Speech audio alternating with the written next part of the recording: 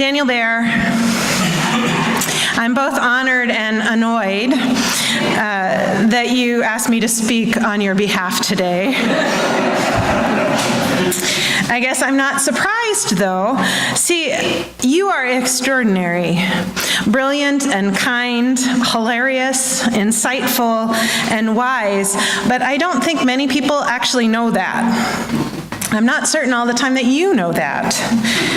You've been hiding behind this facade of being quiet and reserved and spacey and, lazy for several years now. You've been phoning it in, hiding your light under a bushel. And you've been doing it long enough that I worry that you've lost touch with the person you really are, the person that I see and love with all of my being. You know, you were about 4 when I figured out that you are smarter than I am. I'm pretty sure it was a math problem that you solved correctly in your head faster than I could type the numbers into my calculator. The endless strategy games, chess, Axes and Allies, Catan. I remember when you were about 8 and you started to get better than Dad at chess. And, you know, he wanted to be a challenge for you, so then he spent all of his spare time either on his phone or on his computer playing chess. I remember your endless curiosity about absolutely everything. Each and every car ride or walk used to be like an oral exam, often on a subject I hadn't thought about in years. Thank God for Google. You're the person who offered me the most comfort after the election in 2016. With your encyclopedic knowledge of World War II and your interest in current events and politics, you were able, just off the cuff, to compare and contrast the events leading up to Hitler coming to power and the events leading up to the election here in the United States. And you remember having that conversation? See, you don't even remember. You told me, here in the U.S., it's really hard, if not impossible, to violate the protections in the Constitution. And you also said the ship of state doesn't turn on a dime. You reassured me, and I believed you, and I still do. Or when Uncle William was here right before Grandpa died, you were so tuned in. You knew just what to say and what to do and how to act.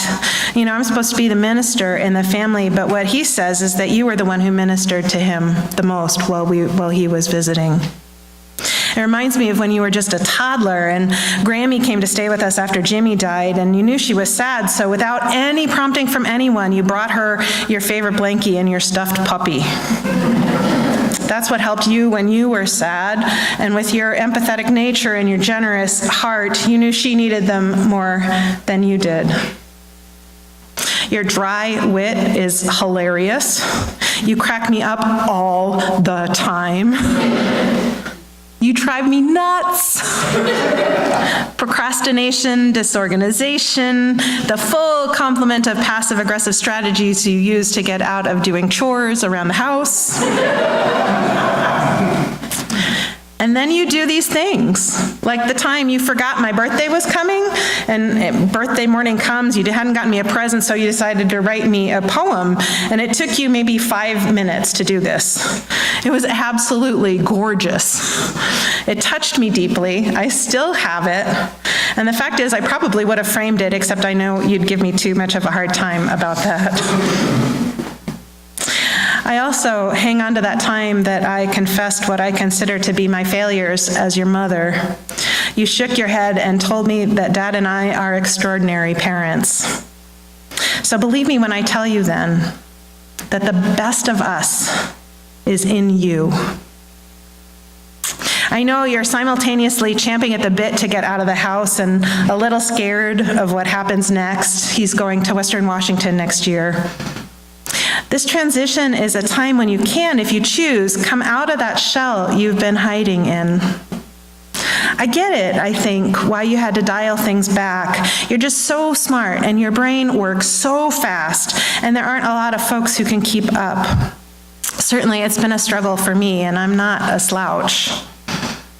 But the world needs that busy, powerful brain of yours, and more than that, it needs your huge heart. So, dude, Once you're out there in the world, don't just call it in. I want to see what happens if you give it your all. If you let people who aren't related to you see just how extraordinary you are. Let yourself love life and the people that you meet with no expectations. Dig deep. I know you love learning, so put your darn phone down and find the people who know things that you don't and talk to them. And remember, just about everybody knows something that you don't. Let your light shine. Be extraordinary. And know that no matter what, we will always be there, cheering you on and loving you more than you can possibly know.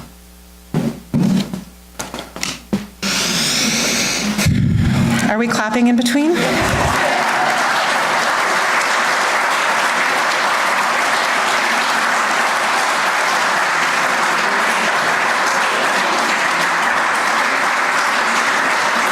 And then Meadow's going to speak for Bryce.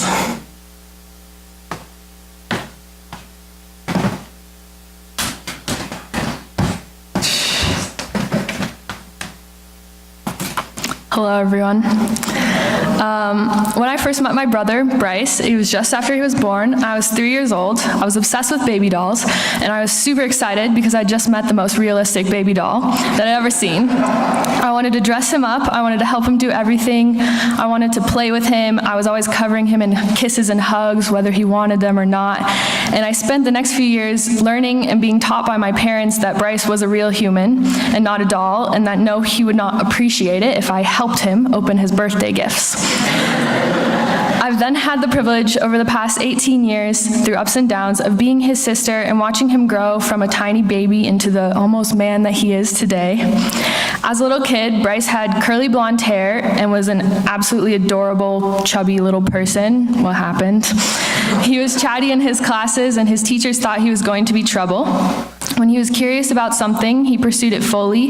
He still does this today, one of his many cool traits. Because of this curiosity, he had a lot of phases of interest growing up. There was a trucks and trains phase, a feeding ants to spiders phase, a reptile and amphibian phase where we acquired a box turtle and a tortoise, who are, if you are interested, are in need of good homes, and several temporary frog and snake pets, a rock phase, and finally an ant phase where he fed spiders to ants, and his basement bedroom was filled with ant farms and sugar solutions. These phases developed his ability to learn and become really interested in things, and he now is someone with well-rounded interests and a lot of knowledge about a lot of things, and is currently really interested and talented in biology and ecology and music, particularly jazz saxophone, which I think you will hear later. Also, as a little kid, Bryce could be shy about trying new things. I remember I always wanted to play catch in different sports with him, but he'd duck rather than catch the ball. And in sports, coaches always wanted him to be more aggressive on the field. But Bryce has always been really caring and sensitive to both his and others' feelings. And as he's grown up, he's gained a lot of confidence in himself, but maintained the sensitivity and caring towards others that he's always had. He's an incredibly kind and empathetic person, and an absolute joy to know. Growing up, Bryce and I had our share of disagreements. Once I realized that he was not, in fact, a doll that would do what I wanted, we began to fight at times. We'd fight over toys, over chores, or over the smallest looks, touches, or breaths in each other's vicinity. There were points in our lives where we fought more than we got along. Sometimes it was play fighting, sometimes it was more serious. There's a vivid memory that we still joke about where Bryce and I were hitting each other with an inflated plastic saxophone from the jazz festival. We were laughing and making a lot of noise, and my dad yelled, "What's going on up there?" And we yelled back, "We're beating each other." And he half-heartedly replied, "Cut it out." We just laughed and continued. At the end of 6th grade, a time period when we didn't really get along, I happily declared to my parents that I was so excited that 6th grade was the last time I would have to go to school with my brother ever, since the middle school and the high school were both 3-year schools at that point. Imagine my disappointment when I'd spent my 9th grade year at the junior high and now the middle school, and they moved the 9th grade to the high school, and I realized I would again have to go to school with my brother for my senior year of high school. However, by that point in time, our relationship had developed and matured, and we'd become good friends who still fought sometimes, but overall we had a lot of fun together. We drove to and from school, blasting music and jamming out, and lamenting how when our dad had bought our car, which we called the Breeze, he had decided to ask the people he brought it from to take the subwoofer that had filled the back trunk, which means we couldn't truly experience the bass on the songs that we were blasting. That year, I was really able to get to know my brother, aside from the constant competition over territory and stuff, as my mom called what we fought over, and develop a friendship with him. And now I'm excited, rather than disappointed, as my 12-year-old self would have been, that I get to spend my senior year of college at the University of Puget Sound with my brother, as he starts school there as a first year in the fall. I've been so lucky to be a big sister to such a kind, caring, interesting, smart, and curious person, and to have a brother I've been able to become so close to. I'm looking forward to reviving our own personal sibling dialect next year, and I can't wait to see the things you go on to do. Thanks for all the incredible memories, and I can't wait for the years to come.